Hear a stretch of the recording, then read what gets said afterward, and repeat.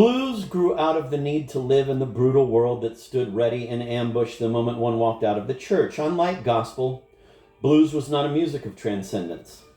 Its equivalent to God's grace was sex and love.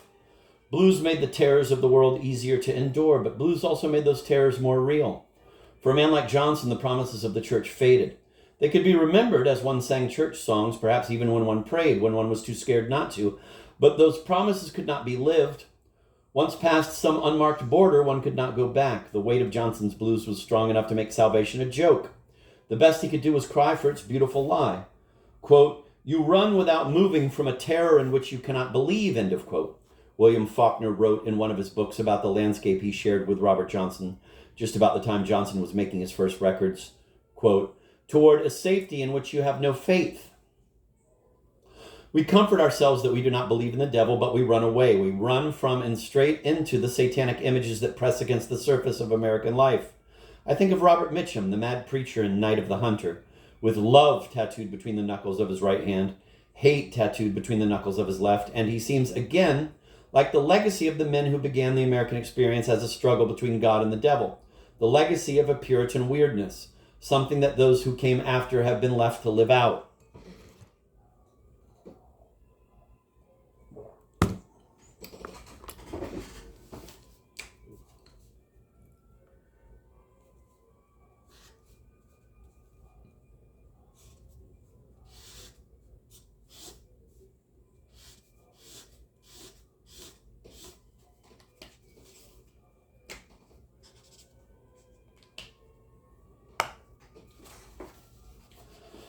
The dreams and fears of the Puritans, those gloomy old men, are at the source of our attempts to make sense out of the contradictions between the American idea of paradise and the doomed facts of our history.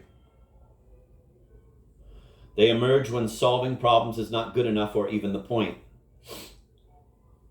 When the hardest task is not to denounce evil, but to see it.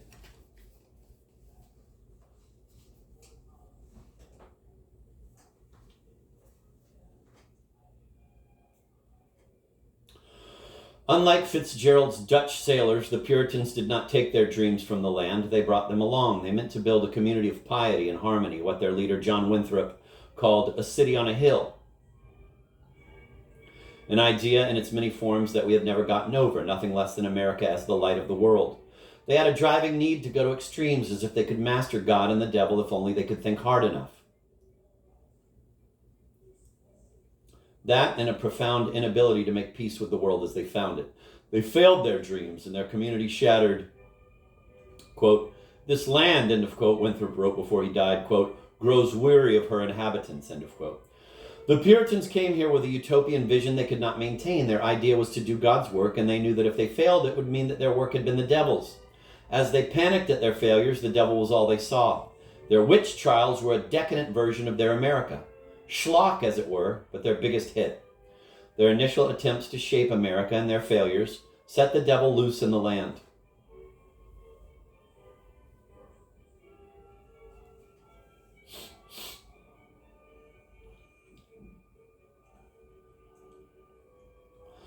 As a symbol of uncontrollable malevolence, of betrayal, of disaster, of punishment.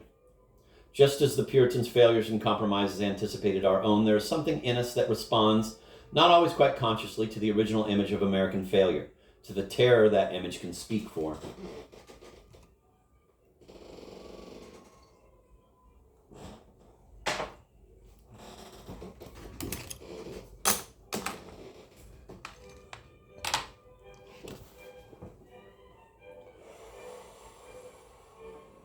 If the presence of that image has been felt from the Puritans' day to ours, it is perhaps because that image is a way of getting to the idea of an American curse.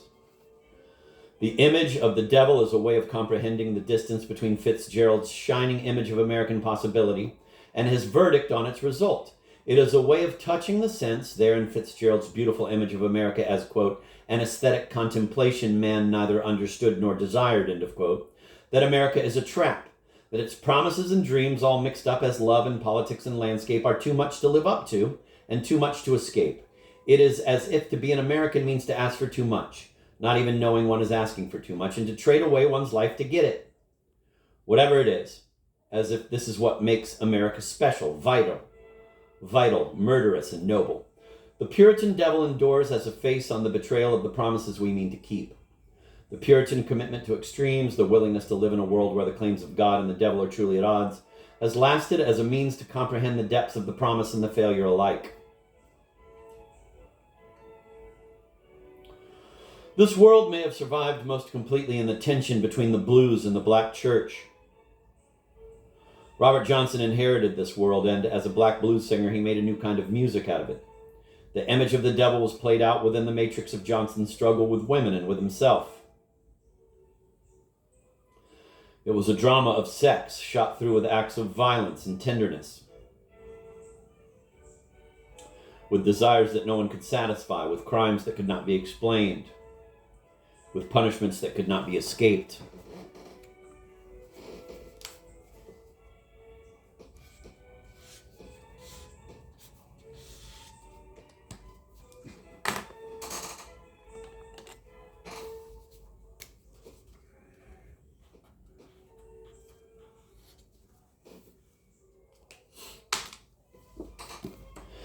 The most acute Americans in the steps of the old Puritans have been suspicious, probing people, looking for signs of evil and grace, of salvation and damnation, behind every natural fact.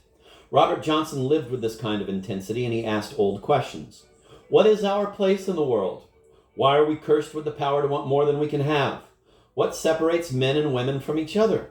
Why must we suffer guilt not only for our sins, but for the failure of our best hopes? This is a state of mind that gives no rest at all. Even if you have sold your soul to the devil, you cannot rest with him. You have to keep looking, because there is never any end to the price you have to pay, nor any certainty as to the form that price will take. Every event thus becomes charged with meaning, but the meaning is never complete. The moments of perfect pleasure in Johnson's songs, and the beauty of those songs, remind one that it is not the simple presence of evil that is unbearable. What is unbearable is the impossibility of reconciling the facts of evil with the beauty of the world.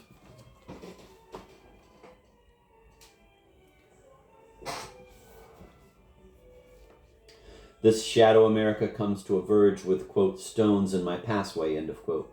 It is the most terrifying of Johnson's songs, perhaps because his desolation can no longer be contained in the old inherited image of the devil.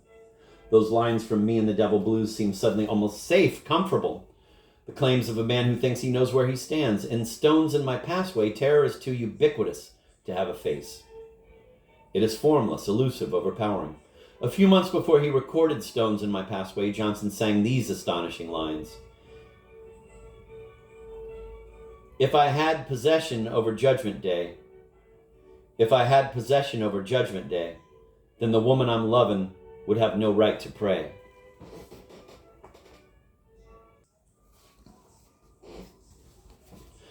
No right to pray. That is a staggering demand to make on life. It is to ask for the same power the devil has over one who has sold his soul.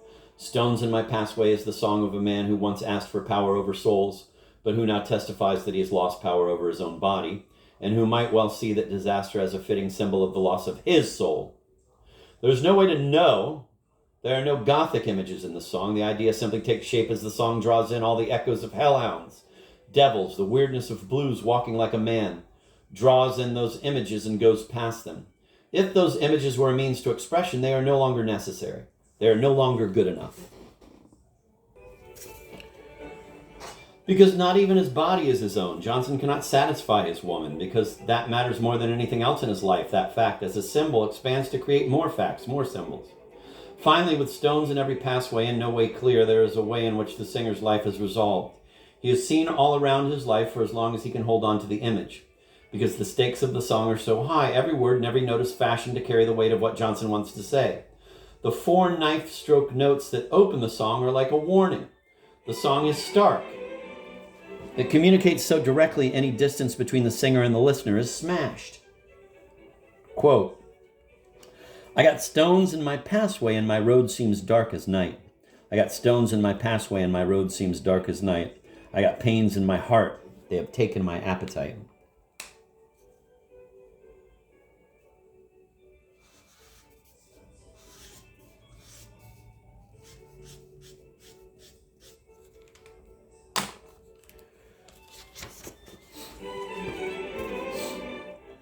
The tune darts forward on a high, almost martial rhythm. One shattering note freezes the music and the image just before the last line of each verse. Quote, shock technique, end of quote, a friend called it. My enemies have betrayed me, have overtaken poor Bob at last. My enemies have betrayed me, have overtaken poor Bob at last. And there's one thing certain, they have stones all in my passway. If the passway is in his body, immediately must stand for every invisible trap on the road. If the stones are at first the most direct physical description of the sexual collapse that has made Johnson afraid to look his lover in the face, those stones must be made to stand for the men who will soon block the way to his lover's door. Quote, I'm crying, please, please let us be friends, and when you hear me howling in my passway, rider, please open your door and let me in, end of quote. The song is enormous. I cannot put it any other way. The image of the words is subsumed into Johnson's singing. His guitar, into the eerie, inevitable loudness of the song. The music has its claims to make. No matter how low you set the volume, the music creeps up louder, demanding, and the only way to quiet the music is to shut it off. Quote, I got 3 lanes to truck on. Boys, please don't block my road. I got 3 lanes to truck on. Boys, please don't block my road. But I've been shamed by my rider. I'm booked and I got to go. End of quote. Stones in My Passway, like a few others of Johnson's songs, Love in Vain, Come On in My Kitchen, Me and the Devil Blues, is a 2-minute image of doom that has the power to make doom a fact. One hardly knows if it is the clarity of the world Johnson revealed in his music, or Johnson's resilience as he made his way through that world that is most exhilarating.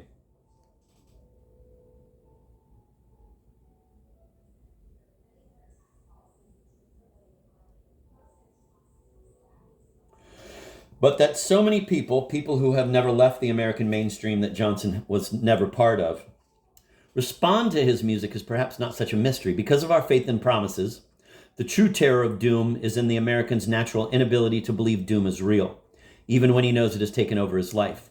When there's no way to speak of terror and no one to listen if there were, Johnson's songs matter.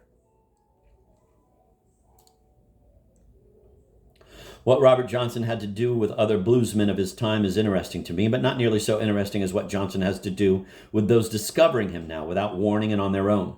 The original context of Johnson's story is important, and it is where his story is usually placed. But a critic's job is not only to define the context of an artist's work, but to expand the context, and it seems more important to me that Johnson's music is vital enough to enter other contexts and create all over again. Off in the Netherlands to teach college, my friend Langdon Winter wrote back, quote, the truth of the matter is that in my first months here, I found out a lot more about America than I did about Holland. Hundreds of things which are second nature to us do not play a part here. Dissatisfaction, for example. Dutch musicians know the techniques pioneered by America's black masters, but they are not interested in extremes of rage, ecstasy, dissipation, or religious enlightenment. And this sums up the place. While jazz has long been popular in the Netherlands, the blues has never arrived. How can you understand Aeschylus, Augustine, Shakespeare, and Nietzsche if you can't listen to Robert Johnson in your own time?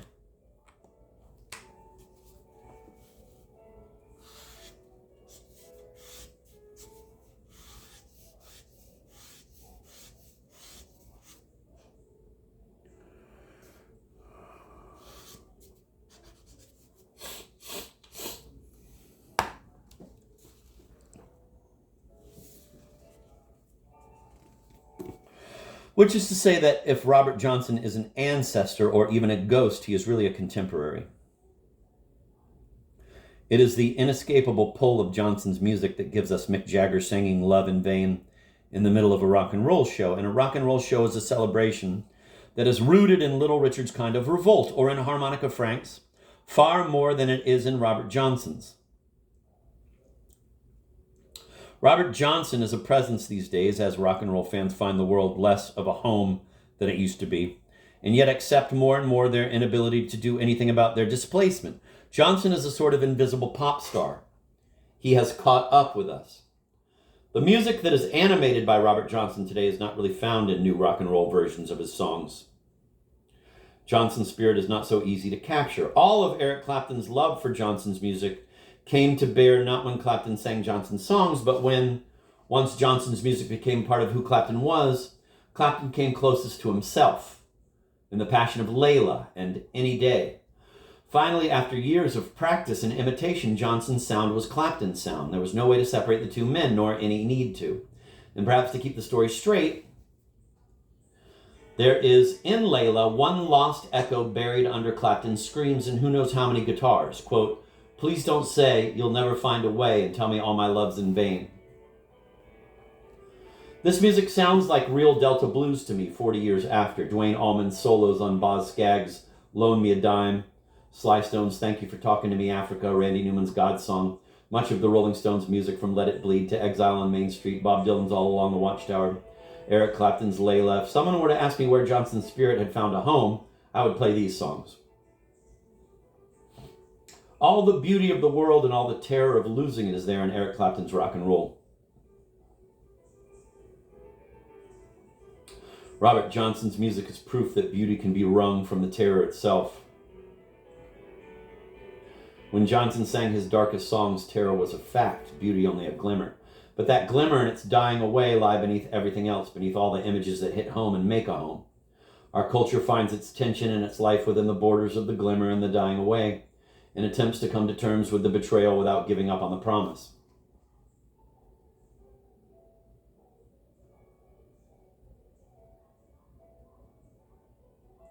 And so at the borders of Elvis Presley's delight, of his fine young hold on freedom, there is in his Peace in the Valley a touch of fear, of that old weirdness. Quote, "And I'll be changed from this creature that I am." End of quote. And at another frontier, there's Robert Johnson, pausing for a moment in Hellhound on My Trail. Frightened, running down his road, but glancing over his shoulder with a smile.